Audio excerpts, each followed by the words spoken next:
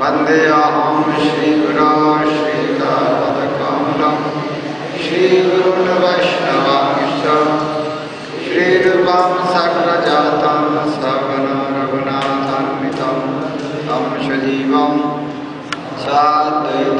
सावधूतं परिजनसहितं कृष्णचैतन्यदेवं श्रीराधा कृष्णपादां सगणललिता श्रीविशाखान्वितांश्च नमो विष्णुपदाय कृष्णपृष्ठाय भूतले श्रीमते भक्तिवेदान्त स्वामिनिति नामिने नमस्ते सरस्वती देवी गौरवाणी प्रचारिणे निर्विशेष शून्यवादी पश्चात्पदेशतारिणे हे कृष्ण करुणा सिंधु दीनबंधु जगत्पते गोपेश गोपिकाकांत राधाकांत नमस्ते तप्त कांचन गौरांगी राधे वृंदावनेश्वरी वृषभानुसुते देवी प्रणमामि हरिप्रिये वाञ्छाकल्पतरुभ्यश्च कृपा सिन्धुभ्येव च पतितानां पावनेभ्यो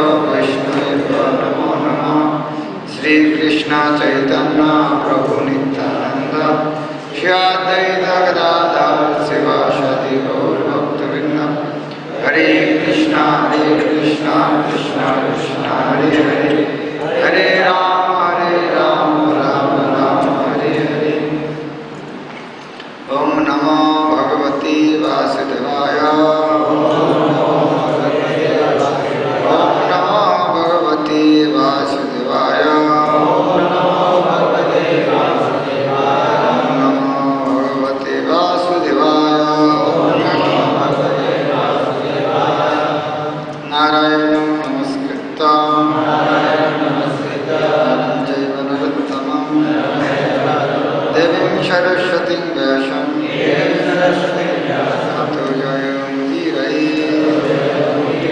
नष्टप्रायशभद्रेषु नित्यं भागवतसेवया भगवद्गीतां श्लोके भक्तिर्भवति नैष्ठिकी।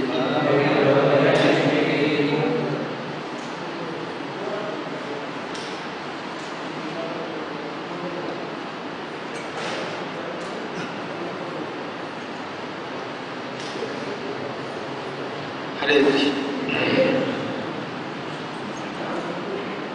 आज हम चैतन्य चरितामृत अंतलीला अध्याय 8 से पाठ करेंगे। रामचंद्र पुरी द्वारा महाप्रभु की आलोचना। बहुत गुरुत्वपूर्ण, क्योंकि वैष्णव निंदा इतना खतरनाक है, हम भगवान का तक निंदा कर सकते हैं। और जो निंदा करते हैं नहीं समझ पाते हैं हम निंदा कर रहे हैं, और इसका परिणाम कितना खराब है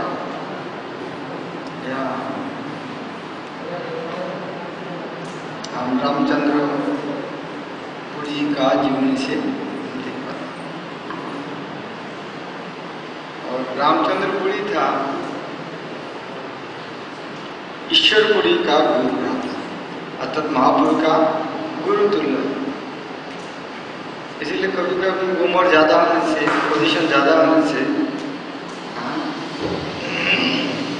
छोटे व्यक्ति को बोझ बड़ा हो सकते हैं, हमें समझना मुश्किल होता है। खासकर जो शिक्षक लोग हैं ना, दुनिया के सबको उनके साथ तरह सोचते हैं। वो सोचते नहीं इनमें से मुझसे कोई बड़ा आदमी ज्ञानी आदमी हो सकते। इन सबके शिक्षक लोग सबको सोचते हैं मैं सबको ज्ञान दूंगा।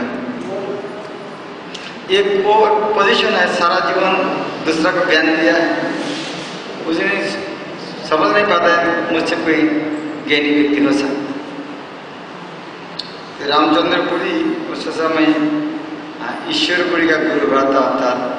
चैतन्य महाप्रभु शिष्य तुल्य है, इसलिए उनको बड़ा उपदेश देना चाहिए।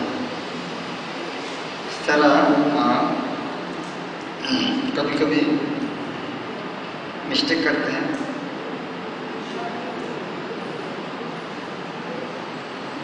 उसको तम वंदे कृष्ण चैतन्य रामचंद्र पुरी भया लौकिक आहारतो संजो भिक्षन्नम समोपचय। मैं रामचंद्र पुरी को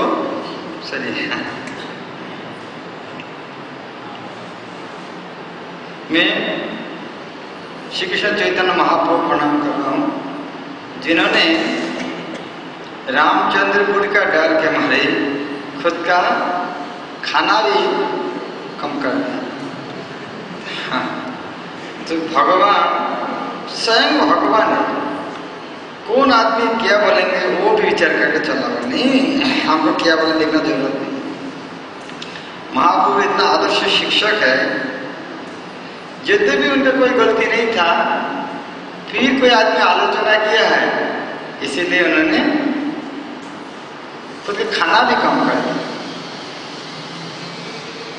हम भगवान के रामचंद्र का जीवन में देखते, कोई आदमी बोल दिया सीधा देवी खा थे, उनका चरित्र क्या है, यह सुनकर सीता देवी को वनवास दिया।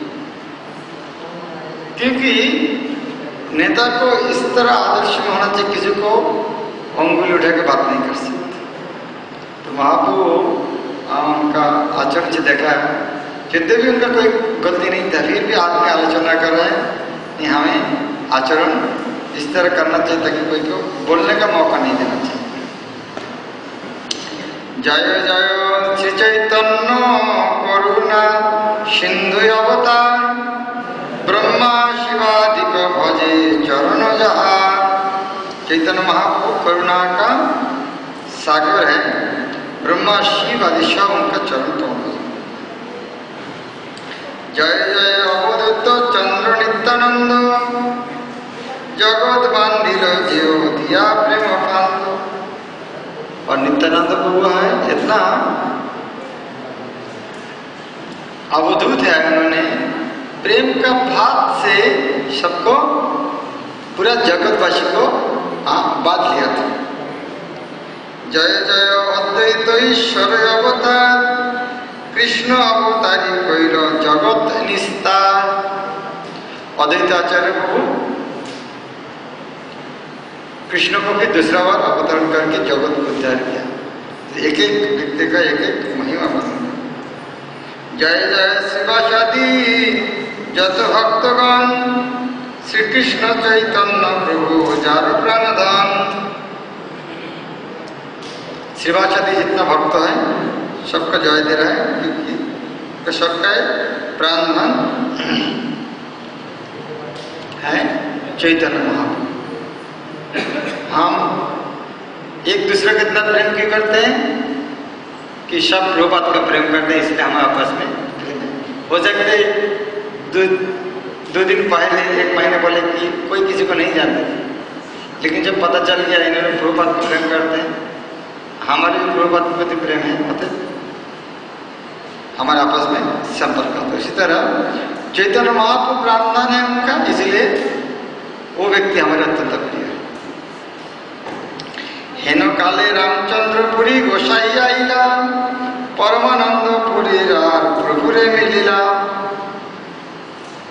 ईश्वरपुरी का गुरुव्रता परमानंदपुरी, ब्रह्मानंद भारती, ईश्वरपुरी इस तरह बहुत थे।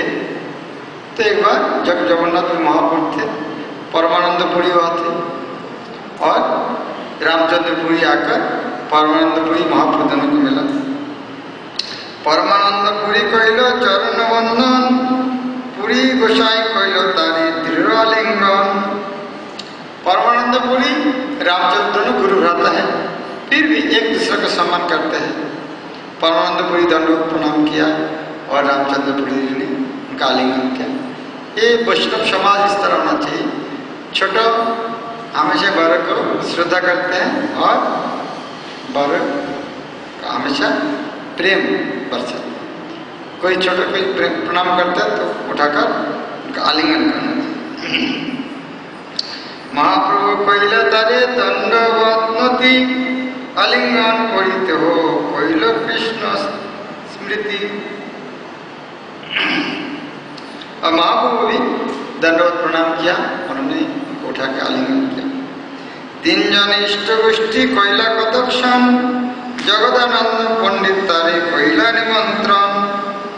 जगन्नाथेर प्रसाद आनिला भिक्षार लागिया, যথেষ্ট ভিক্ষা করিলাতেও নিন্দার লাগিয়া। तीन जन इष्ट गोष्ठी किया। इष्ट अर्थात भगवान विषय और गोष्ठी अर्थात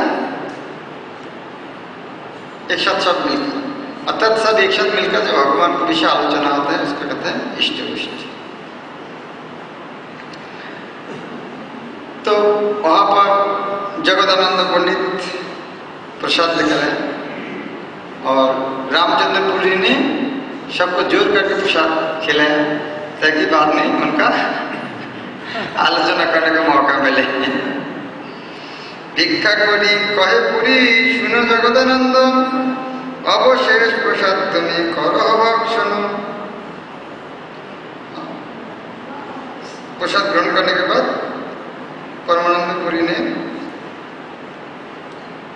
यह पुरी अर्थात रामचंद्र पुरी ने जगदानंद को कहा तुम्हें आप प्रसाद ग्रहण करो। आग्रह करिया तारे बसी खावाइल अपनी आग्रह करी परिवेशन कइल। जगदानंद छोटे बच्चा की तरह है, उन्होंने गुरु की तरह तो जोर करके छोटे बच्चा के पिता माता जोर करके खिलाते हैं। इस तरह पर रामचंद्र पुरी ने जोर करके आज जगदानंद पंडित को बहुत खिलाया। आग्रह करिया पुनः पुनः खावाइल आचमन कइले निंदा करिते लागिल। जोर करके बहुत बहुत खिलाया, लेकिन जब हाथ जब उठा तो उसके बोला अरे तुम चैतन्य का भक्त है, इतना क्यों खाते हो? मैं पहले सुना था बहुत सही है, देख रहा हूँ तुम लोग ज्यादा खाते हो। लेकिन वो खाते हैं नहीं बोले, चैतन्य का भक्त लोग ज्यादा खाते हैं। শুনি চৈতন্য গণে করে বহুত ভক্ষণ সত্যি সেই বাক্য সাক্ষাৎ দেখিল এখন।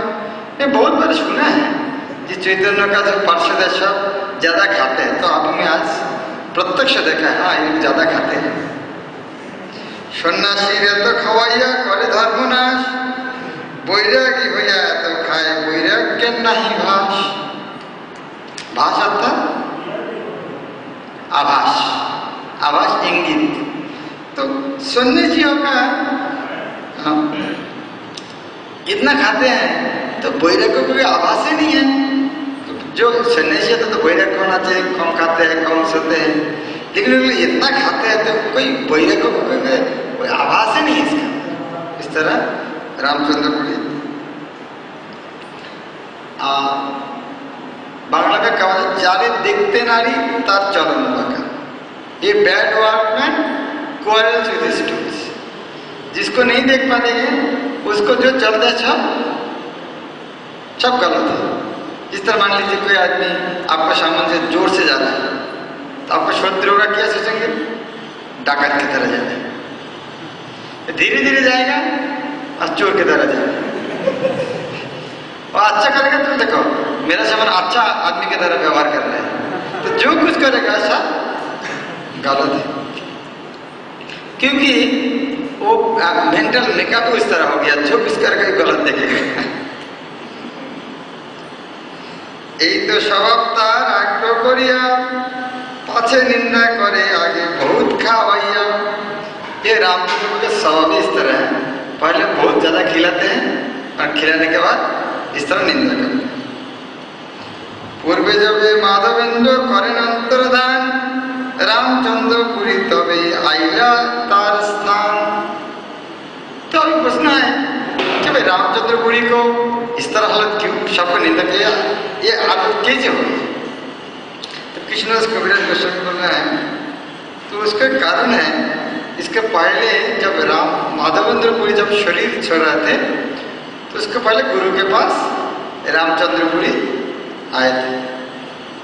ये सारे माधवेंद्र पुरी का शिष्य, रामचंद्र पुरी, परमानंद भारती, ब्रह्मानंद भारती, रामचंद्र भैया, ईश्वर पुरी।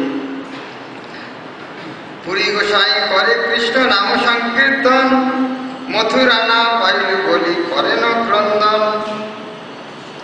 तब जब शरीर छोड़ रहे थे तब माधवेंद्र पुरी ने रो रहे थे, मेरा जीवन व्यर्थ हो गया है, भगवान को नहीं प्राप्त किया, रो रहे थे। तो रामचंद्रपुरी ने उनको शिष्य होकर गुरु को उपदेश देना शुरू किया।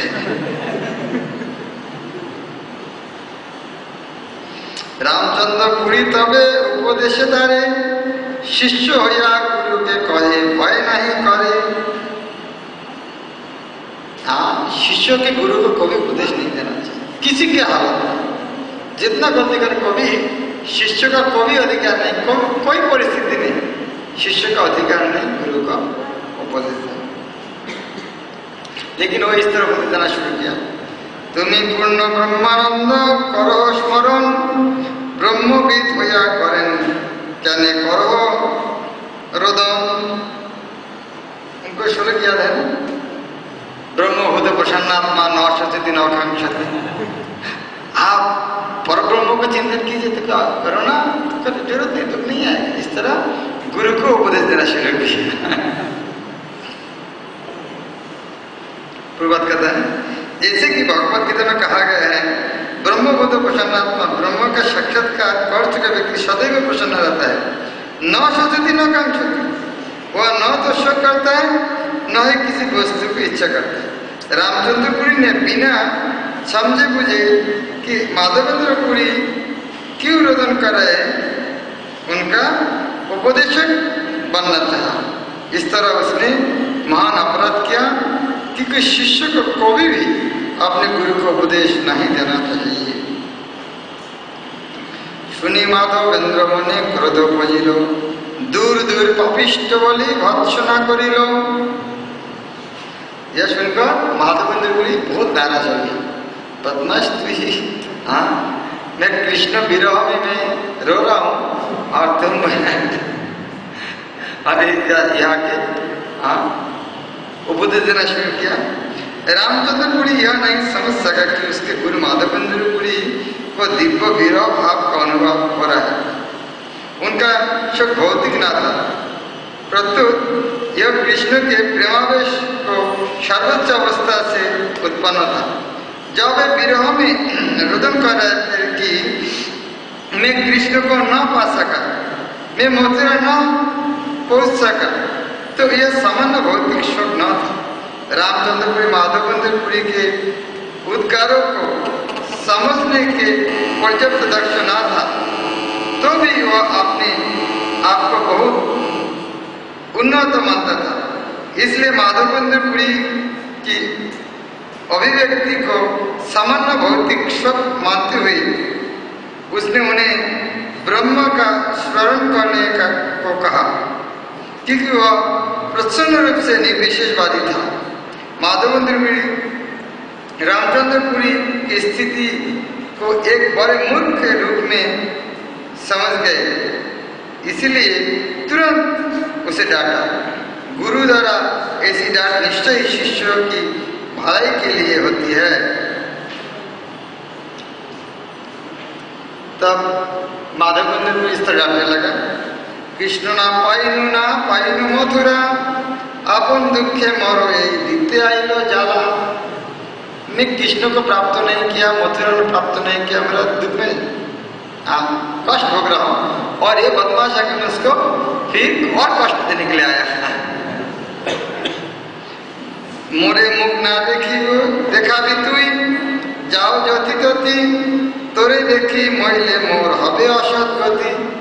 मैं तुमको मुख नहीं देखना चाहता हूँ, तुमको मुख देखकर मरूंगा तो मेरा अधोगति हो जाएगा, तो यहाँ से भाग जाओ। कृष्ण ना पाइनु मुई मरो अपनार दुखे मोरे ब्रह्म उपदेश यही छार मूर्खे। मैं कृष्ण प्राप्त नहीं कैसे दुख है, और बदमाश मुझको निर्विशेष ब्रह्म को उपदेश देना लगा। এই যে শ্রী মাধবেন্দ্র শ্রীপাদ অপেক্ষা করিল সেই অপরাধে ইহার বাসনা জন্মিল।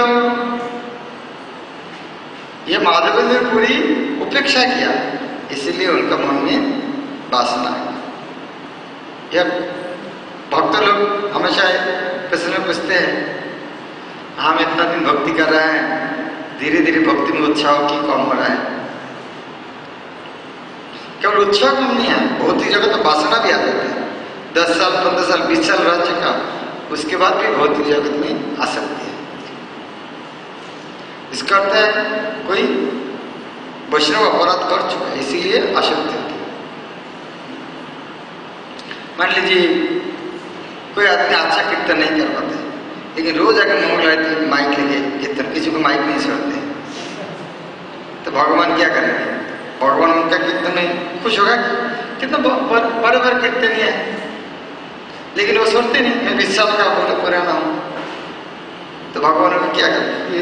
विशाल से भक्ति भी करो, भगवान ज़्यादा नाराज भी नहीं हो सकते, तो भगवान उनकी कृपा करेगा। तुम ज़्यादा टाइम सोते रहो ताकि मंगल आरती नींद नहीं खुलेगा, तो दूसरा को डिस्टर्ब नहीं करोगे।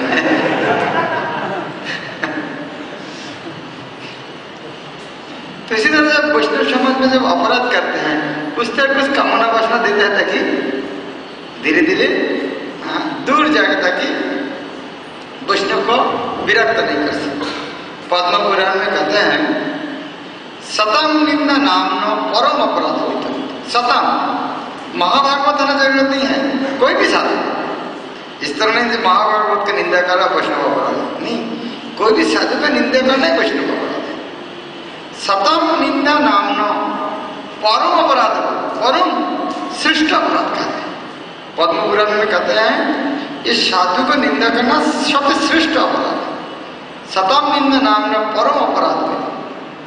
क्यों परम अपराध? उसको व्याख्या करते हैं, भगवान कहते हैं क्योंकि जत ख्याति जातम कतम उच्चता दिगार, जो व्यक्ति मेरा नाम को प्रचार करते हैं वो व्यक्ति के कोई निंदा करेंगे तो मैं कैसे सहन कर सकता? मान लीजिए कोई एक व्यक्ति कोई पार्टी करता है, वो पार्टी के लिए जान प्राण सब कुछ दे दिया है, तो वो व्यक्ति को कोई अटैक करेगा तो वो पार्टी के लोग रक्षा करेंगे भी नहीं करेंगे। जो वैष्णव है सारा दुनिया में भगवान का वाणी प्रचार करते हैं, तो वो वैष्णव का कोई यदि निंदा करेंगे तो भगवान को सहन कर सकते? कभी भी सहन नहीं कर सकते। कथम उत्साह, कैसे में सहन कर सकते? भगवान को तुम्हें कैसे सहन कर सकते? जो वैष्णव मेरा नाम प्रचार करते, मेरा वाणी प्रचार करते हैं, उनका अर्थात में उनको निंदा मैं कभी भी सहन नहीं कर सकता।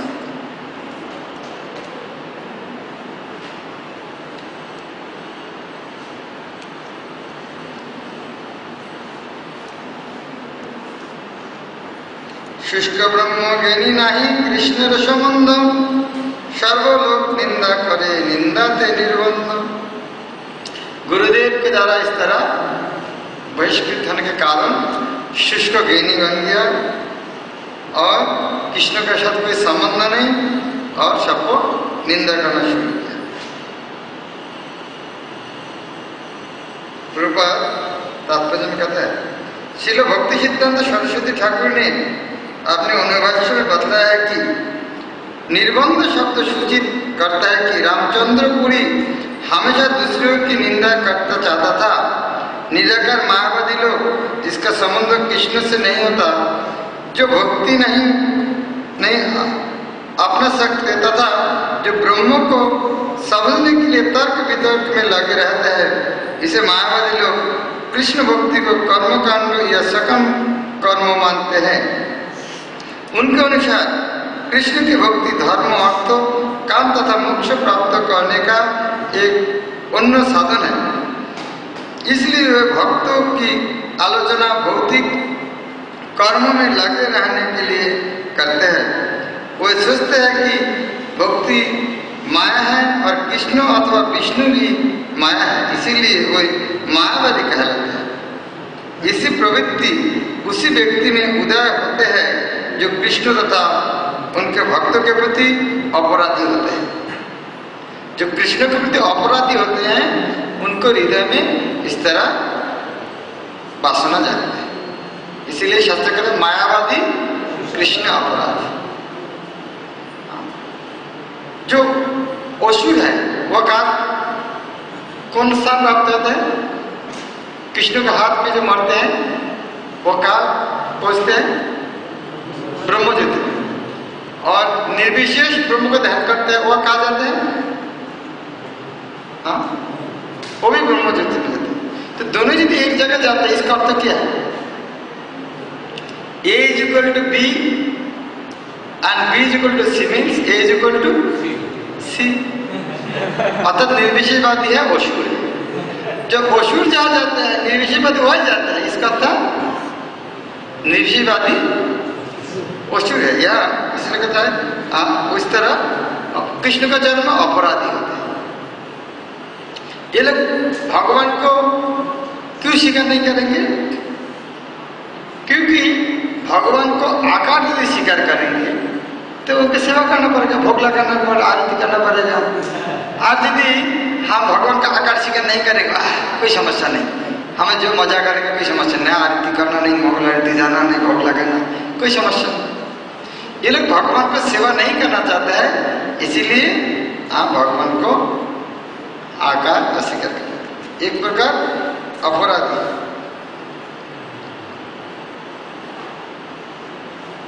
कोई व्यक्ति आपके सामने आपको यदि बोलेगा आप निराकार है, इसका अर्थ वो आदमी आपका अच्छा कि आपका शत्रु? आपको सामने देख रहा है, भले ये आपका ये निराकार है, वो असली आदमी नहीं है, इसका अर्थ क्या है? शत्रु है। इस तरह एक गल्प है भक्ति सिद्धांत सरस्वती ठाकुर का, 10 चक्र भगवान भूत। एक जमींदार का एक बहुत विश्वस्त व्यक्ति था, उनका नाम था भगवान। जमींदार बहुत प्रेम करता और इतना बुद्धिमान है, जमींदार सब काल उनको देने कराते हैं। तो उनको ज्यादा जिस तरह बीरबल बहुत प्रिय थे अकबर का, उस तरह जमींदार को बहुत प्रिय भगवान। और इतना प्रिय होने के कारण दूसरा आदमी का पत्ता नहीं था उसका, क्योंकि सब काम में वो इतना एक्सपर्ट था, जमींदार उनको बुलाते थे। तो सारे आदमी ने एक मीटिंग किया, भाई ये भगवान के लिए हमारे ये हालत है, वो नहीं रहेगा तो हमको सब राजा का अच्छा संपर्क, लेकिन वो रहने के कारण राजा हमको कोई पूछते नहीं। पिछले वो मीटिंग करके भगवान को बोल दिया, राजा ने तुमको बोल दिया तुमको नहीं दिखना चाहते हैं, तो इसीलिए सिक्योरिटी को बोल दिया वो नहीं है, और राजा के इधर में बोल दिया जो भगवान मर गया।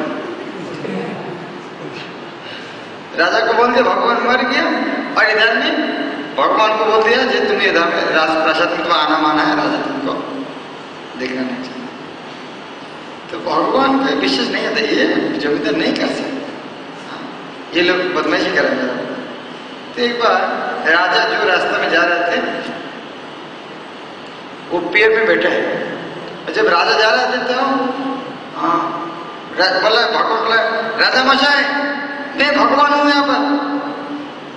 तो राजा आश्चर्य, तुम लोग बोला वो मर गया है तो है जीवित? सब लोग नहीं महाराज भूत हो गए फिर आ गया है, भागो जल्दी यहाँ से। फिर राजा भी उनके साथ जल्दी भागे, क्योंकि भूत होगा फिर आ गया। तो जब इस तरह भगवान को भूत बोल रहा है, इसका तो ये व्यक्ति उनका शत्रु है, अतः उनका आकार को स्वीकार नहीं कर रहा है। तो भगवान को जो आकार से स्वीकार नहीं कर रहा है, ये भगवान के चरणों में अपराधी है, उसमें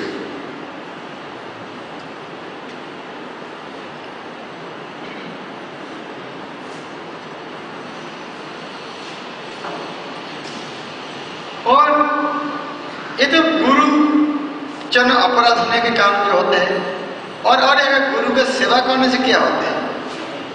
ईश्वर पुरी गोसाई करे श्रीपाद सेवन, सहस्ते करें मल मूत्रादि मार्जन। इधर में ईश्वर पुरी गुरु के इतना सेवा करते हैं, खुद में हाथों से मल मूत्रादि परिष्कार करते हैं। निरंतर कृष्ण नाम कराय स्मरण, कृष्ण नाम कृष्ण लीला सुनाय अनुक्षण। और गुरु को हमेशा कृष्ण नाम स्मरण कराते हैं, कृष्ण कीर्तन करते हैं। तबे तुष्ट हो जा पूरी तारे कोयला आलिंगन, बर दिला कृष्ण तुम्हार हो प्रेम धाम। माधवबंधु पुरी ने उनको सेवा भाव देकर आलिंगन किया और आशीर्वाद किया, आज तुम्हारा कृष्ण प्रेम धाम तुम्हारा लाभ हो जाए। इस तरह सेवा करने से ईश्वर को क्या मिला, और उपदेश देने के कारण रामचंद्रपुर को क्या मिला?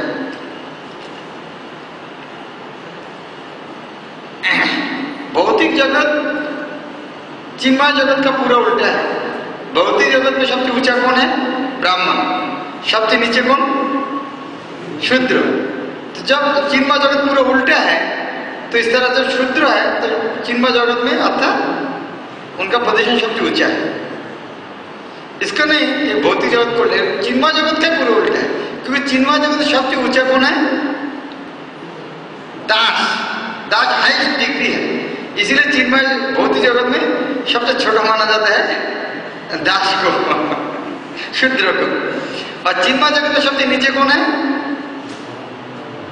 ये ब्रह्म निवेश। तो इसीलिए जब उल्टा होता है इसको ऊंचा माना, ब्राह्मण को ऊंचा माना जाता है। तो इधर में वो रामचंद्रपुरी ज्ञानी था, हाँ, और सबसे नीचे चले गए। और ईश्वरपुरी दास भाव, सेवा भाव, इसीलिए उनका गुरुदेव का कृपा मिलती। इसीलिए हम भी ज्यादा इंटेलेक्चुअल ज्यादा है, सेवा नहीं करना चाहता, ज्ञानी बनना चाहता है। ज्ञानी बनने फायदा क्या? पुस्तक पढ़ क्या मिलेगा? हरिनाम करो, साधु सेवा करो, यही मिलेगा ना? नहीं, हरिनाम नहीं करेंगे, सेवा नहीं करेंगे, शास्त्र पढ़ेंगे। शास्त्र पढ़ के सीखना क्या है? शास्त्र का दूध के ऊपर रिसर्च कर रहा है कि दूध कभी पिया नहीं, उस तरह रिसर्च करना फायदा क्या है?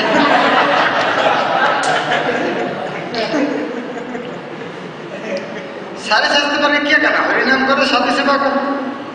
साधु से नहीं, हम तो ये नहीं, हम इंटेलेक्चुअल आदमी है, पढ़ाई करेंगे।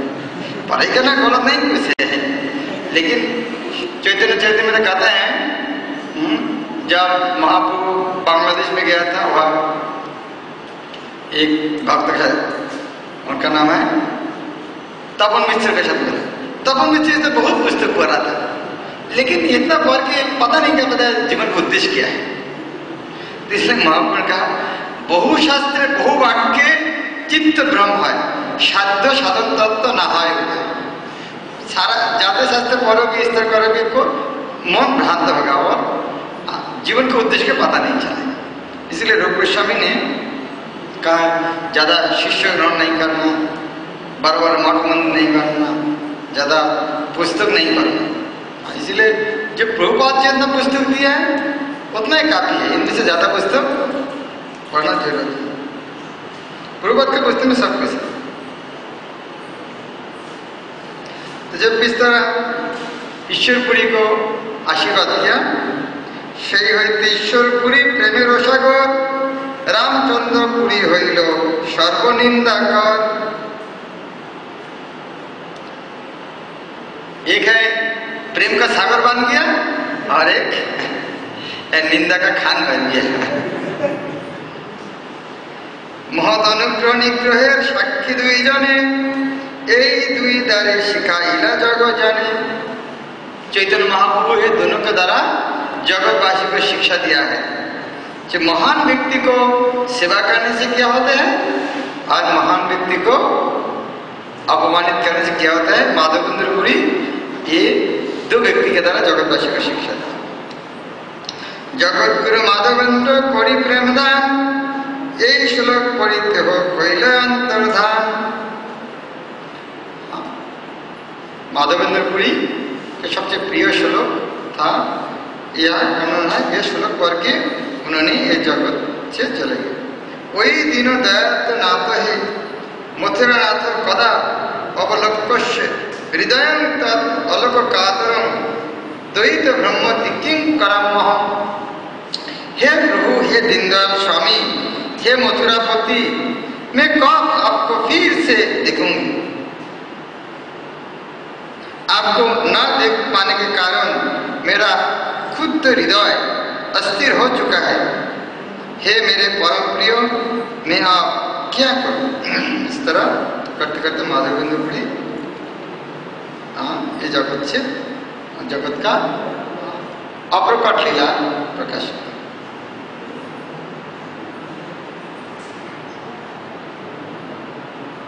পৃথিবীতে আরোপণ করি গেলা প্রেমাঙ্কুর, সেই প্রেমাঙ্কুরের বৃক্ষ चैतन्य ठाकुर। ये जो प्रेम जो माधवेंद्रपुरी पहले रोपण किया, दो शब्द है संस्कृत में, एक रोपण और एक बपन। रोपण और बपन है, जिस तरह गेहूं वगैरह जब छिड़कते हैं उसको कहते हैं बपन। और पेड़ जब मिट्टी में लगाते हैं उसको कहता है रोपण। तो ये रोपण और बपन में थोड़ा फर्क है। तो यह प्रेम, भक्ति प्रेम को ऐसे छिड़कना नहीं, ठीक से मिट्टी में देना है, उसको कहता है रोपण। बपन नहीं बोला, ये शास्त्र में बहुत जगह में आएगा, बपन शब्द नहीं बोला या रोपण शब्द। भक्ति लता क्या करना चाहिए? बपन नहीं करना, रोपण करना। मिट्टी में जब बपन करते हैं क्या था, ऊपर में जब देखा कभी खेती में जब करते हैं कोई कोई चीज ऊपर में रह जाता है, चिड़िया वगैरह खाते हैं, धूप में सूख जाते हैं। लेकिन बपन जो होते हैं, जो रोपण होते हैं, मिट्टी में गाढ़ा करके वो चारा को, बीज को अच्छे तरीके से रखना पड़ता है। तो माधवेंद्र कृष्ण प्रेम लता का इस तरह पहला अंकुर जब पौधा दिखता है, जब पहला जब अंकुर उद्गम होता है तो पहले जड़ आते हैं, उसके बाद तना आते हैं। देखा आप लोग किस तरह आलू में कोई भी मूंग का जो स्प्राउट होता है, पहले जो आता है वो एक्चुअली जड़ है, बाद में तना आता है। तो भक्ति लता का पहला जड़ है माधवेंद्र पुरी, उसके बाद ईश्वरपुरी, और उसको वो चैतन्य वृक्ष का बाद में स्थापित। प्रस्तावे पुरी पहिलो पुरी गोसाई निर्जान, जय या सुने से बड़ भाग्यवान। कृष्णदास कविराज गोस्वामी कर रहा है, एक प्रसंगोक्रम में माधवेंद्र पुरी का अप्रकट लीला वर्णन किया, लेकिन जो श्रवण करता है बहुत भाग्यशाली। रामचंद्र पुरी হইছে রহিলা লীলা চলে, বিরুদ্ধ স্বভাব প্রভু রহে কোন স্থলে। অনিমন্ত্রিত ভিক্ষা করে নাই কো নির্ণয়, অন্যের ভিক্ষার স্থিতি লয়েন নিশ্চয়। প্রভুর নিমন্ত্রণে লাগি কৌরি চারিপন, প্রভু কাশীশ্বর গোবিন্দ খান তিনজন। প্রত্যহ প্রভুর ভিক্ষা ইতিউতি হয়, কেউ যদি মূল্য আনে চারিপন নির্ণয়। প্রভুর স্থিতি রীতি ভিক্ষা শয়ন প্রয়াণ, রামচন্দ্রপুরী করবে সর্বানুসন্ধান। महाप्रभु साहब काशीश्वर पंडित और गोविंद दो रहते हैं। गोविंद महाप्रभु का गुरु भ्राता है, लेकिन ईश्वरपुरी ने आदेश दिया जबकि महाप्रभु की सेवा करो। लेकिन महाप्रभु बोला नहीं, मैं सेवा नहीं ले सकता, आप मेरा गुरु भ्राता है, शास्त्रों का नियम है गुरु भ्राता का सेवा नहीं लेना चाहिए। पीछे आपने समझा, देखो शास्त्रों का नियम से गुरु का आदेश ज्यादा बड़ा होता है। ईश्वरपुरी ने भेजा है उसको सेवा करने के लिए, तो उनको तो उनका गुरु का आदेश पालन करना चाहिए। इस तरह महाप्रभु ने गोविंद का इस तरह सेवा ग्रहण किया। और काशीश्वर पंडित क्या करते, जगन्नाथ मंदिर जाने से उनका रास्ता कर देते हैं, क्योंकि बहुत भीड़ रहते हैं।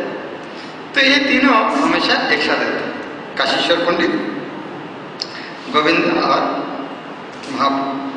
और भिक्षा किस तरह लेते हैं?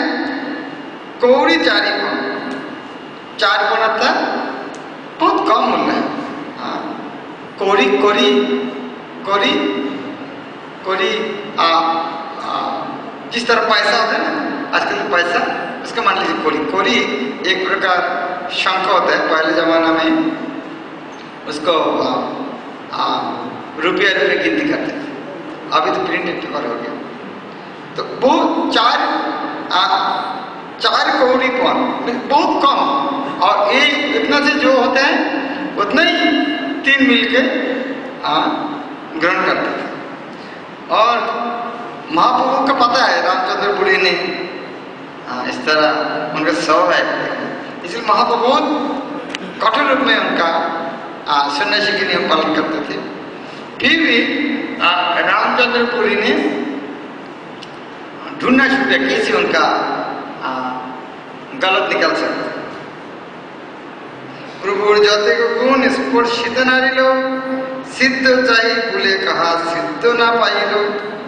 लेकिन महाप्रभु इतना कठोर है आचरण, कोई उनका कोई क्या बोलते, कोई इलाके में दोष उनका थोड़ा सा निकल नहीं पाया। लेकिन फिर रामचंद्र प्रभु ने ढूंढना शुरू किया, कोई युद्ध मिलेगा कुछ। सन्यासी होया करे मिष्टान्न भक्षण, यही भगे হয় কইছে ইন্দ্রিয় বারণ।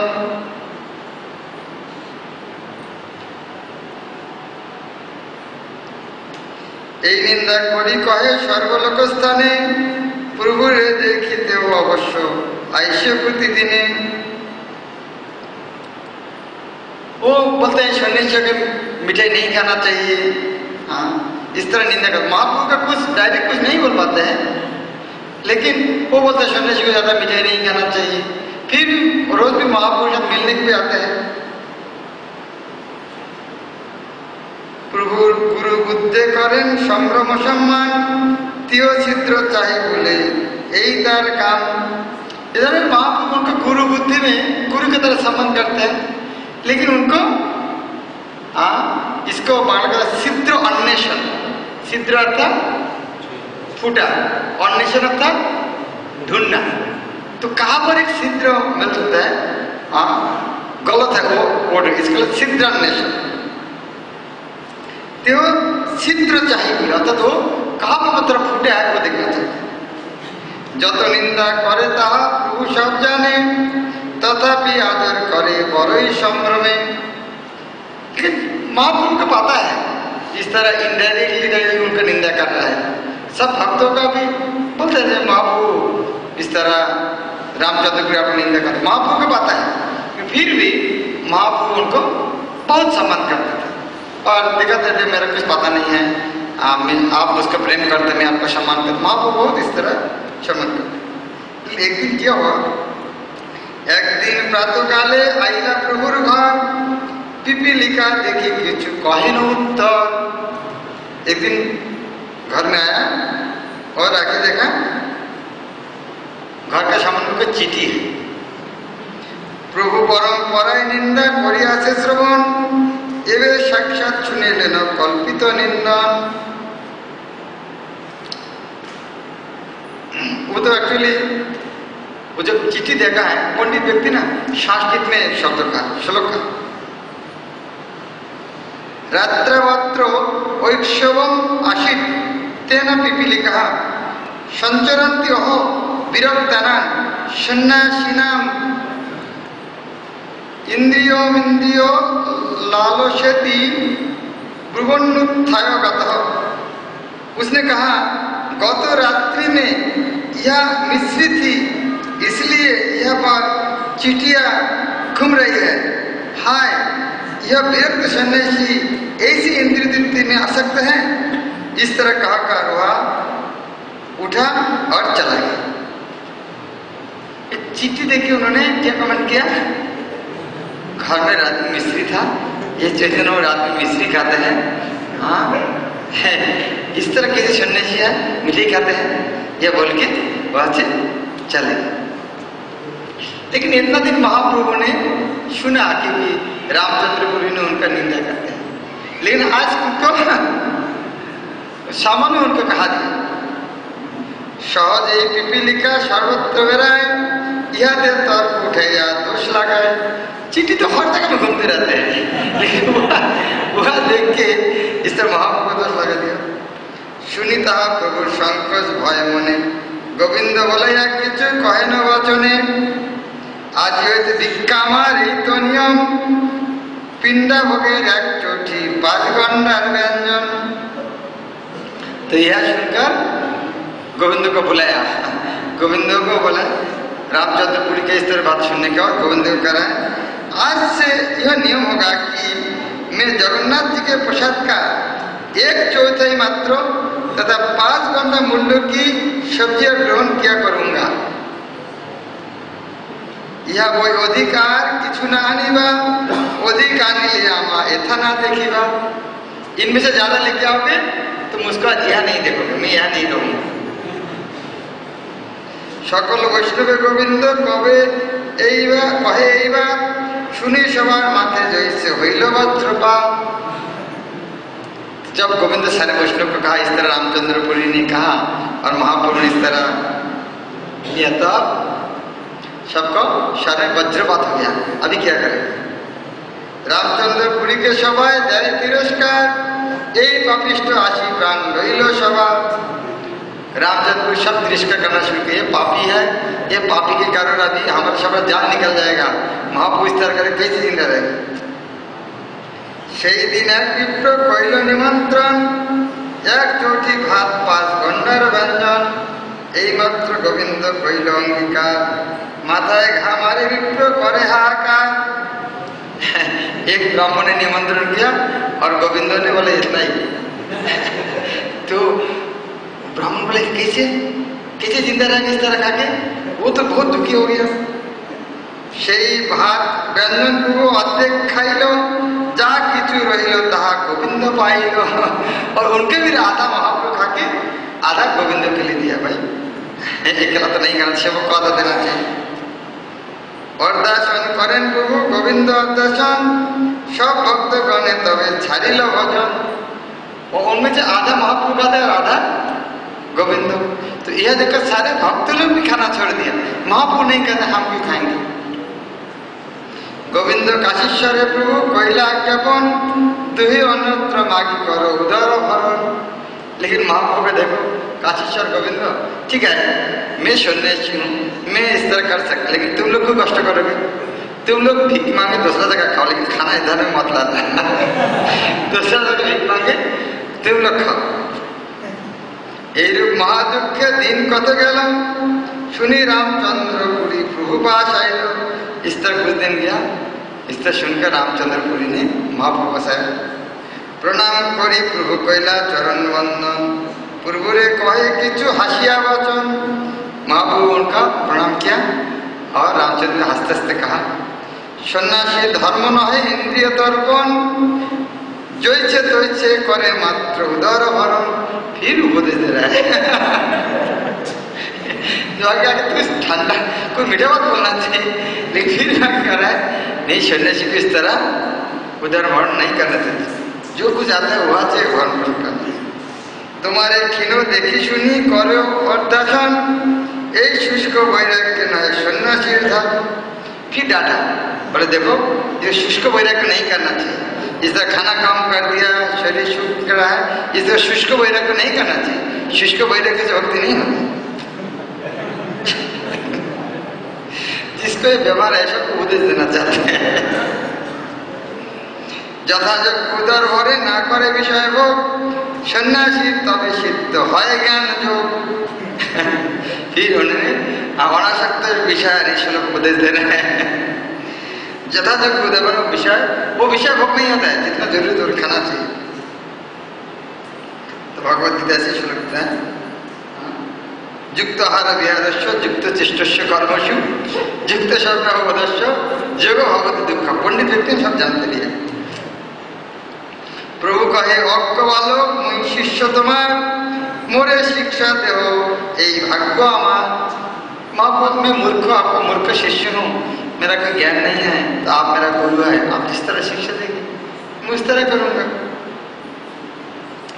এত শুনে রামচন্দ্রপুরী পুরী উঠি গেলা, भक्तगण अध्यासन करे पुरी गोसाई सुनीला। यह सुनकर रामचंद्रपुरी उठा और चला गया। उसने विभिन्न स्रोतों से यह भी सुना कि चैतन्य महाप्रभु के सारे भक्त आधे पेट भोजन कर रहे हैं। 8 दिन भक्तगण सह परमानंदपुरी प्रभु पाशे निवेदिला दन्य विनय करी। लेकिन सारे भक्तगण परमानंदपुरी सारे भक्त आया, महाप्रभु का विनती करके कहने लगा, रामचंद्रपुरी है निंदुक सभा, तार बोले अन्न छाड़ी जीवा हवे लाभ। रामचंद्रपुरी तो निंदुक है, उनका बात सुन के आपको प्रसाद ग्रहण करने की छोड़ दी। पुरी स्वभाव यथेष्ट आहार कराइया, जेना खाए तारे खवाए जत्न करिया। उनका स्वभाव है जो नहीं खाना चाहते उनको भी जोत करके खिलाते हैं, फिर उनको बदल कर निंदा करते हैं। खावाया पुनो तारे करे निंदा, एतो न खाओ तुम्हार कत अच्छे धान, इस तरह खिलाने के बाद इस तरह बोलते हैं तुम बैरागी होने के लिए आए, इतना खाते हैं, तुम्हारा कितना धान है, इतना खाते हो तुम लोग। तो इस तरह खिलाने के बाद इस तरह निंदा करते। सन्यासी के एत खावाइया करे धर्मनाश, अतएव जाने तुम्हार किचु नहीं भाष। यह नहीं, सन्यासियों को इतना अधिक खिलाकर तुम उनके धर्मों को विनाश करते हो, इसलिए मैं समझ सकता हूं कि तुमने कोई उन्नति नहीं है। के कोई से व्यवहार है केवा कोई से खाए, या तो अनुसंधान हो करे सदाय। शास्त्रे जे दुई धर्म কইরা সে বর্জন, সেই কর্ম নিরন্তর ইহার কারণ। পরস্বভাব কর্মণি ন প্রশংসন্য গর্হে, विश्वम एकात्मकम पश्चन प्रकृता पुरुषन च। मनुष्य को यह देखना चाहिए कि भौतिक प्रकृति तथा जीव के संयोग के फलस्वरूप यह ब्रह्मांड स्वभाव से कार्यशील है, इसलिए अन्यों के स्वभाव यह कार्यों को की न तो प्रशंसा करनी चाहिए न आलोचना। तार मध्य पूर्वविधि प्रशंसा चारिया, परविधि निंदा करे बलिष्ठ जानिया।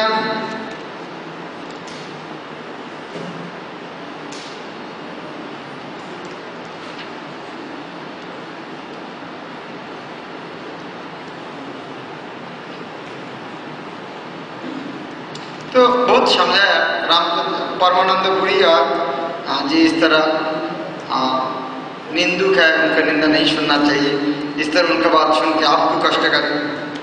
इहार वचने केने अन्न त्याग करो, पूर्ववत निमंत्रण मानो, सवार बोल धरो। तो उनका बात छोड़ दो, पहले जिस तरह प्रसाद ग्रहण करते थे आप उस तरह प्रसाद ग्रहण कीजिए। आप सबका हमारी अनुरोध है। प्रभु कहे सबे केने पुरीर करो रस, सहज धर्म कहते हो तार की बादोष। आप लोग रामचंद्रपुर का निंदा क्यों कर रहे हैं? हाँ, उन्होंने तो शास्त्र का बातें कर रहे हैं, उनकी निंदा नहीं करनी चाहिए। ज्योति है या जिब्बलाम पट्टो अत्यंत अन्याय, ज्योति धर्म प्राण रागिते आहार मात्र खाए। एक सन्यासी के लिए जिब्बा की तुष्टि में लगना महान अपराध है। सन्यासी को कर्तव्य है कि जितना शरीर और आत्मा को एक साथ रखने के लिए आवश्यक हो इतना ही खाना चाहिए। इस तरह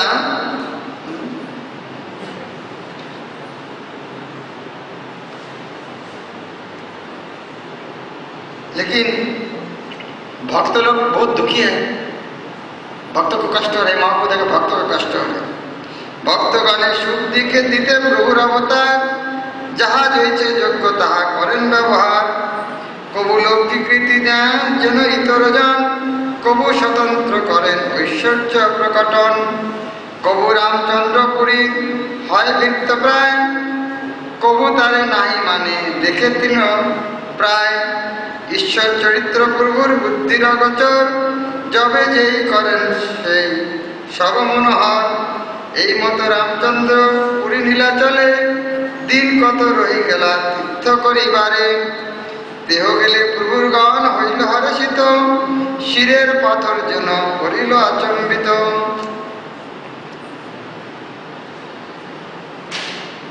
इस तरह लेकिन जब तक रामचंद्रपुरी उधर में है, महाप्रभु भोजन उनको बारा है नहीं।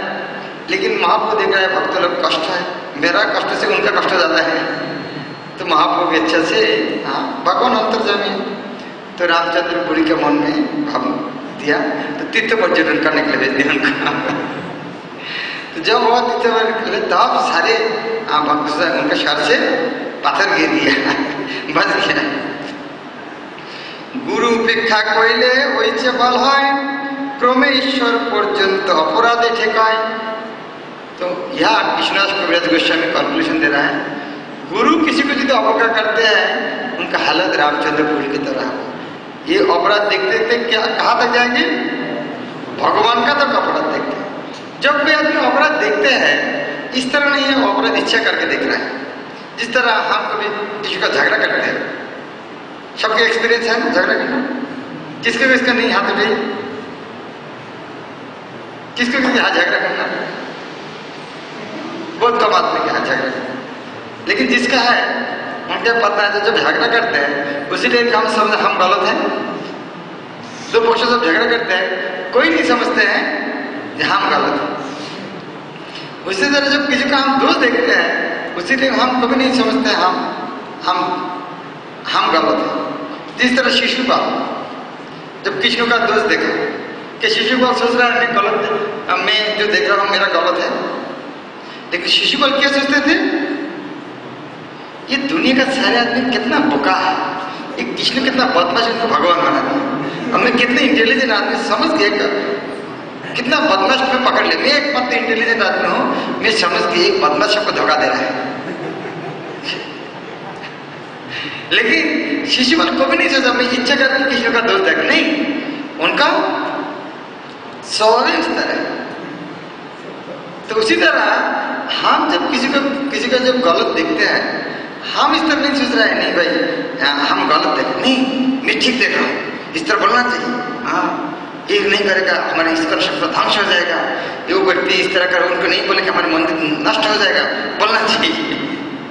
कभी कभी हाँ प्रज्वल पकाने के लिए आ गए तो कोई भक्त बोले प्रभु एक प्रज्वल, नहीं मैनेजमेंट की बात है करना चाहिए।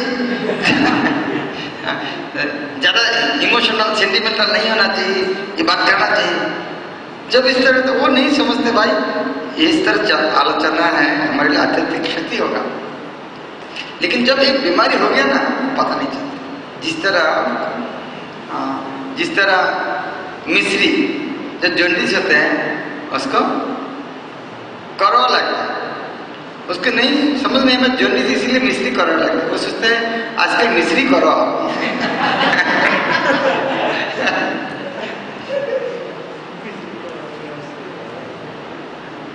जब काला चश्मा पहनते हैं हम सब क्या देखते हैं काला, लेकिन दीर्घ दिन काला चश्मा पहन लेंगे कोई खोला नहीं तो सोचते दुनिया काला हो गई है। तो इसी तरह वैष्णव अपराध के कारण निंदा करने के कारण आदतें बढ़ जाते हैं, तो किसी को गुण याद नहीं देखा जाता है, सबको जब दोष देखा। यद्यपि गुरु बुद्धे प्रभु तार दोष ना लो तार फल तारा लोके शिक्षा कराइलो। लेकिन महाप्रभु उनका दोष नहीं लिया, उनका गुरु की तरह सम्मान दिया, लेकिन उनको तरह महाप्रभु ने सबको शिक्षा दी। इस तरह उन्होंने जिस तरह किया है निंदा किया उस तरह किसी को निंदा नहीं करना, और दूसरे ही शिक्षा दिया है कोई आपको निंदा करेगा झगड़ा मत करो, खुद को सुधारने की कोशिश करो। जितने भी महापुरुष देखा ये मेरा तो कोई गलती नहीं है, जब उन्होंने कहा है तो हमें कोशिश करना चाहिए जितना से जितना हो सके आचरण में सुधारना। नहीं मैं तो कोई गलती किया नहीं, मैं क्यों करूंगा, लेकिन हाँ कोशिश करना चाहिए। हमें गलती किया नहीं, लेकिन कोई जब आलोचना कर रहा है उस तरह आलोचना करना नहीं देना चाहिए।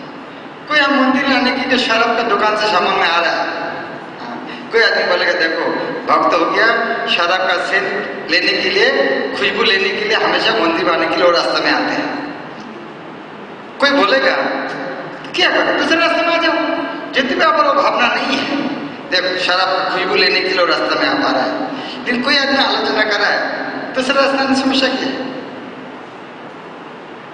इस तरह महाप्रभु ने इस तरह कहानी पर अलग अलग शिक्षा दी। चैतन्य चरित्र जन अमृतेर अपूर শুনিতে শ্রবণের মনে লাগায় মধুর চৈতন্য চরিত্র লিখি শুনো এক মনে অনায়াসে পাবে প্রেম শ্রীকৃষ্ণ চরণে।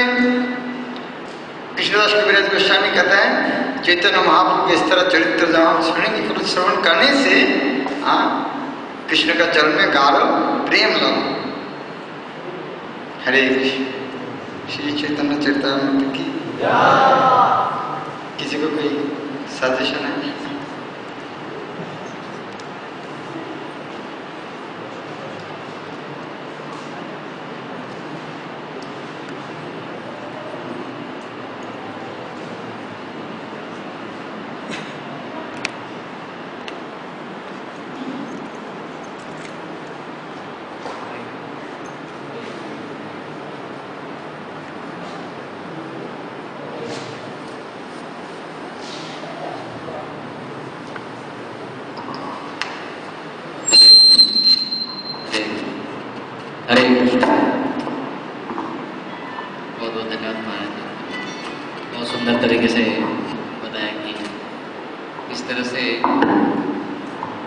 स्वयं को सुधारना है और दूसरों का। मुझे एक प्रश्न हो रहा था बीच में जब आप बता रहे थे कि वो रोपण और वपन करना है, तो भक्ति गीता जो है वो रोपण करते हैं हमेशा।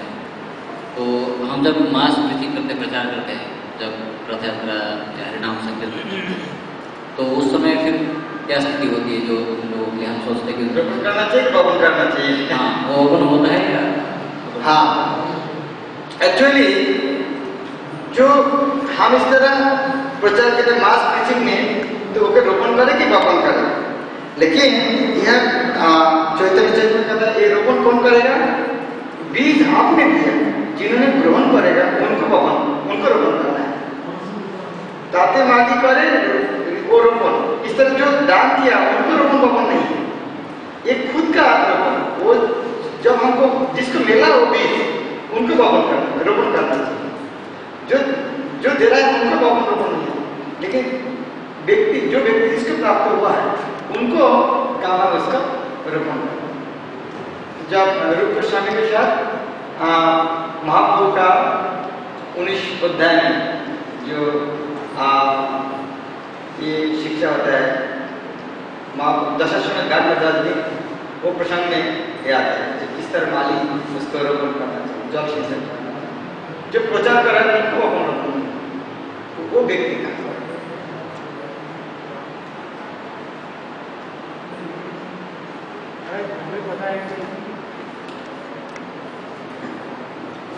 हमें पता है कि हम जिस रास्ते पे हम सही हैं, तो अगर कोई हमको क्रिटिसाइज करता है तो वो उसके पर्सनल बेनिफिट के लिए भी तो कर सकता है, तो हम अपना रास्ता क्यों चेंज करें? जिस तरह हमारा रास्ता क्यों चेंज करेंगे?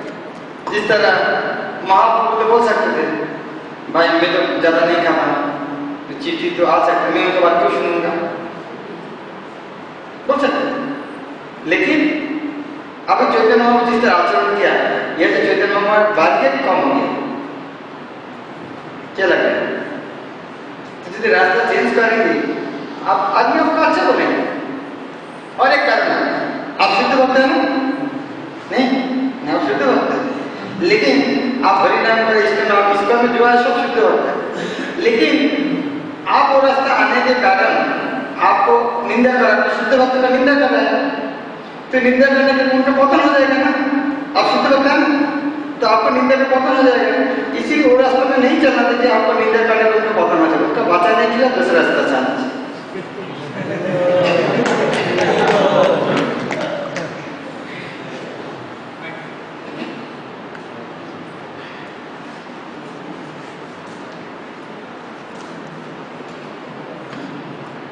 हमारे हिसाब से तो रास्ता चेंज ही नहीं करना चाहिए। प्रभुपाद जी से बॉम्बे में जब एक पिक्चर निकला था तब मारो तब, तो भक्तों ने कहा प्रभुपाद से कि इसके ऊपर में फिल्म वालों को शू करना चाहिए, क्योंकि ये हमारा क्रिटिसाइज कर रहे हैं, पिक्चर में हमारे विषय में गलत दिखा रहे हैं। प्रभुपाद ने कहा तुम्हारे पास पैसा है तो और पैसा दे दो पिक्चर बनाने के। तो जो लक्ष्य है हमारा, उस लक्ष्य तक पहुंचना हम लोग का उद्देश्य होना चाहिए। भक्ति को छोड़ करके अगर दूसरा कोई रास्ता हो तो उसको चेंज कर देना चाहिए, लेकिन भक्ति का रास्ता चेंज नहीं करना चाहिए, आगे बढ़ो। हाँ, प्रभु ने बहुत अच्छा किया। हाँ, रास्ता भक्ति तो सुनना नहीं है, हाँ, क्योंकि असुर के साथ कॉम्प्रोमाइज नहीं करेंगे। प्रभु जी ने अच्छा कहा, इस तरह नहीं कि असुर के साथ कॉम्प्रोमाइज के भक्ति छोड़ेंगे। लेकिन रामचंद्र पुरी जिस तरह बहुत बड़े भक्त है, उनका गुरु तुल्य है, तो उनका खुश करने की तरह रास्ता से इस तरह मंदिर आना बंद है, मंदिर में आएंगे तो रास्ता बन के आएंगे। लेकिन जब असुर है, हाँ आपको बात सही है, असुर को तो चैलेंज करना चाहिए, असुर को साथ विरोध कर, असुर के साथ असुर को खुशी करने में भक्ति छोड़ देंगे तो भी नहीं हो सकता। You are 100% correct. हरे कृष्ण महाराज, कोई भक्त जैसे किसी भक्त के प्रति जैसे कि निंदा बन जाता है दूसरे भक्त से, तो उस भक्त के प्रति जो सुनता है उसका थोड़ा दृष्टिकोण बदल जाता है कि ऐसा ही अभी इससे मिलेंगे तो क्या करेगा कि निंदा दूसरे को जाएगा। तो हम उसके प्रति कैसे दृष्टिकोण पॉजिटिव रहे हैं? जो निंदा करते हैं उनको सुनने से जैसे कि एक भक्त है, वो दूसरे का निंदा करता रहता है, और उससे हम मिल जाते हैं तो हमारी मेंटलिटी बन जाती है उसके प्रति, अगर मिलेंगे फिर वो निंदा करेगा तो हम तो फिर निगेटिव मेंटलिटी बन जाएगी उसके प्रति, जिसके प्रति हम सुनेंगे। तो जो व्यक्ति की निंदा कर रहा है उसके प्रति कैसे पॉजिटिव को अपनाएं। हाँ, सबसे अच्छा है जो निंदा कर रहा है, ये निंदा हो सकती नहीं भी हो सकती। यदि निंदा कर रहा है तो निंदक को चोर बोलना की गलती नहीं है, लेकिन वो निंदित नहीं होगा तो फिर उसको निंदित बोलेगा तो अपराध होगा। इसीलिए अच्छा है उसको चित्र करना बियॉन्ड आवर इमेजिनेशन, वो लीला है उनको। इस तरह से दूर रहना निरापद है। मान लीजिए चोर है, चोर को चोर बोलना गलत नहीं है, लेकिन चोर नहीं यदि होगा तो उसको चोर बोलेंगे तो अपराध तो होगा। इसीलिए हमको उसको उनमें से दूर रहना चाहिए, हम बच सकते। हाँ, कारो कोनो निंदा नहीं, कृष्ण कृष्ण बोले अजय चैतन्य से जिने देवे। किसी को निंदा नहीं करे, केवल मन में कृष्ण कृष्ण करना। रूप गोस्वामी ने उपदेशामृत का 5 नंबर श्लोक में शुद्ध भक्त का, उत्तम भक्त का संज्ञा दिया है, अन्य निंदा जिसमें हृदय तो किसी को निंदा नहीं होना चाहिए। भजन विक्रमानंद अन्य निंदा जिसमें भगवान को भक्ति करना चाहिए, एक विपद, और दूसरा है हृदय में किसी को निंदा नहीं होना चाहिए। तो आप शुद्ध भक्त के लक्षण। हाँ, दूसरा गलती कर रहा है लेकिन गलती नहीं भी हो सकता, आप इसको क्यों फंसेंगे?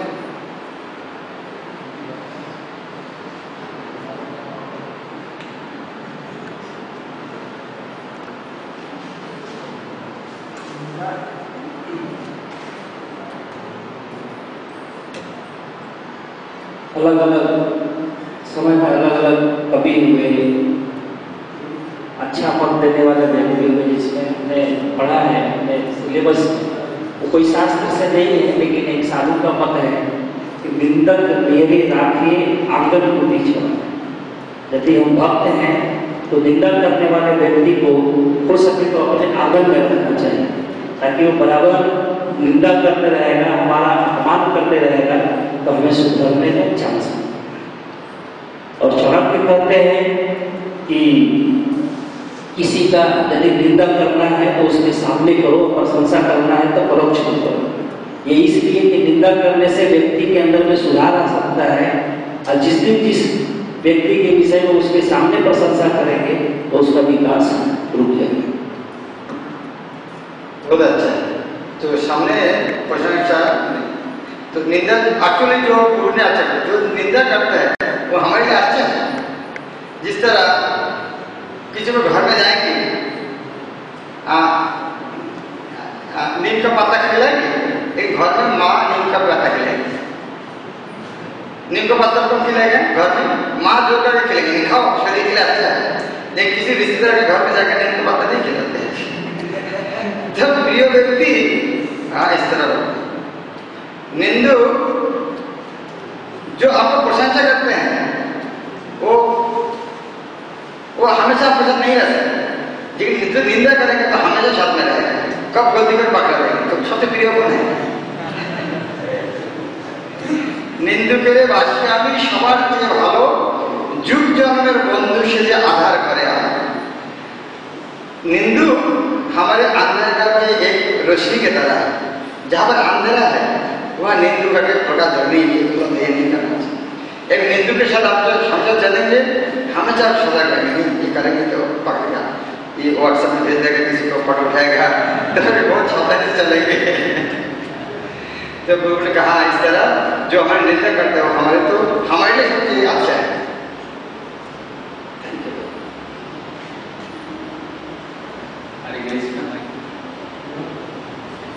महाराज जी भजन में बोला जे बंगार परस पाइले वर्षाले पाबो दर्शने पवित्र करे ये तुम्हारा। तो शुद्ध भक्त जब उनको दर्शन करना तो पवित्र हो जाते, लेकिन थोड़ा सा निंदा कर दिया इसीलिए उसको अपराध करा दिया। तो यहाँ से कैसे अच्छा किया है, शुद्ध भक्त को दर्शन किया और निंदा किया, तो इसका मतलब कैसे होगा?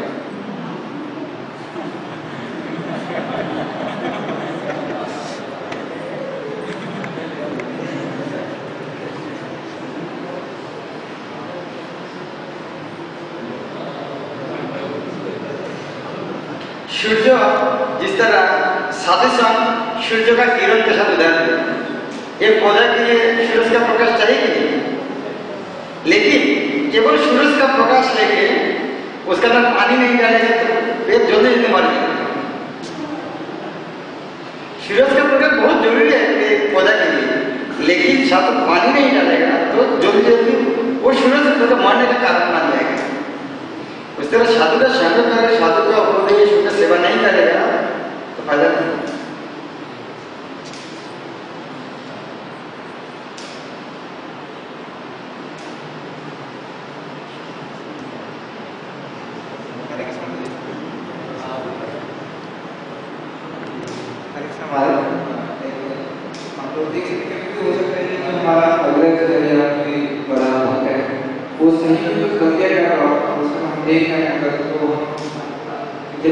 अपराध कर कुछ बोल नहीं पाते, उस परिस्थितियों में हमें क्या कैसा ऐड करना चाहिए, कैसे क्या करना चाहिए, क्योंकि ऐसा हो चुका है हमारे रिस्पॉन्ड करने के पहले, तो उस परिस्थितियों में कैसे करेक्शन करने का करेक्शन का क्रिटिसिज्म वाला क्रिटिसिज्म समालोचना में हृदय कलुषित होते हैं, करेक्शन में हृदय शुद्ध होते हैं। अभी करेक्शन करने का कुछ एक है राइट एटीट्यूड होना चाहिए, what is the right attitude, दूसरा what is the right authority, तीसरा देखा what is the right action. तो राइट एटीट्यूड इस तरह होना चाहिए हम उनको भलाई करना चाहते हैं, और इस तरह नहीं जिस तरह फुटबॉल खेला में क्रिकेट में कोई बाशी मुंह में लेके हुइसिल देने के लिए बैठे, कब गलती करके पकड़ लेंगे। फुटबॉल खेलते हैं रेफरी क्या करते हैं, हुइसिल देते हैं जब गलत करते हैं। तो इस तरह हमें कोई गलती करे इससे मुंह में हुइसिल लेके बैठने नहीं आता है, जब बोले इस तरह बोलने तो इस तरह मनोभाव लेके किसी को सुधर नहीं सकते। सुधरना मनोभाव उस तरह नहीं होना चाहिए। ये पहले मनोभाव भाई गलती सभी करते हैं, माफ करते हैं, इस तरह मनोभाव होना चाहिए जिससे पिता माता बच्चा को देखते हैं। और दूसरा पॉइंट है सुधरने के पहले देखना चाहिए उनको मैं आध्यात्मिक उन्नति करना चाहता हूँ तो करना चाहिए, और यदि वो मनोभाव नहीं और मेरा जो उनको शत्रुता भाव है तो उपदेश नहीं देना चाहिए। आज यदि राहुल गांधी नरेंद्र मोदी को उपदेश देना चाहता है, ग्रहण करेंगे नहीं करेंगे। तो उपदेश देने के लिए देखना चाहिए हमें कि मित्रता है कि, और यदि शत्रु भाव है तो उपदेश दे फायदा। दूसरा पॉइंट है राइट अथॉरिटी, क्या हम अथॉरिटी हैं? एक अथॉरिटी है एथिकल अथॉरिटी, हम यदि आचरण नहीं करेगा तो दूसरा को बोलना नहीं चाहिए। दूसरा है रिलीजियस अथॉरिटी, यदि गुरु है तो बोलना चाहिए। और मैनेजरियल अथॉरिटी, क्या मंदिर का प्रेसिडेंट है गलती कर तो बोलना चाहिए। और राइट मोड ऑफ एक्शन किस तरह होना चाहिए, bend it dot break it, इस तरह करना चाहिए कि तोड़ना नहीं चाहिए, मोड़ना चाहिए, तोड़ना नहीं चाहिए। तो इस तरह जो भक्ति में जो जितना बड़े है उनका एक करेक्शन करने का पद्धति उतना अच्छा है। जितना हम किसी को करेक्शन करेंगे और गोपाल किसी का करेक्शन करेंगे, दोनों में फर्क है। जिस तरह चैतन्य महाप्रभु कितना अच्छा शिक्षक है, हम इतना कर सकते हैं, तो हम भक्ति में जितना उच्च होगा तो उतना ही मेथड ऑफ करेक्शन उन्नत।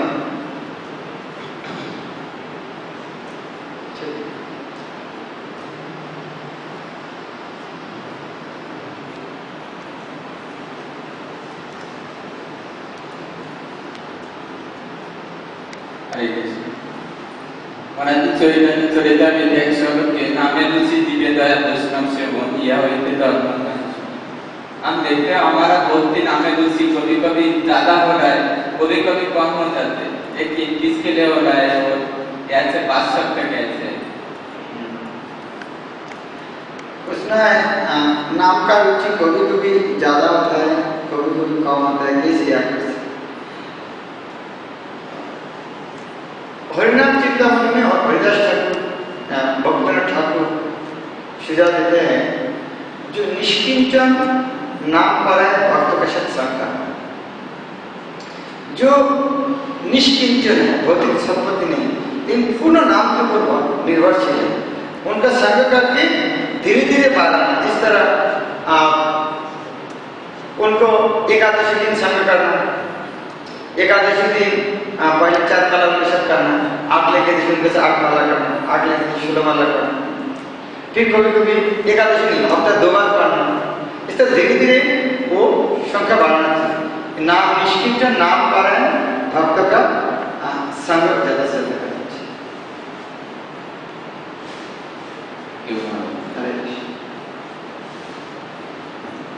जगत गुरु श्री प्रभुपाद की, ग्रंथराज चैतन्य चरितामृत की, श्याम गुरु भक्त की।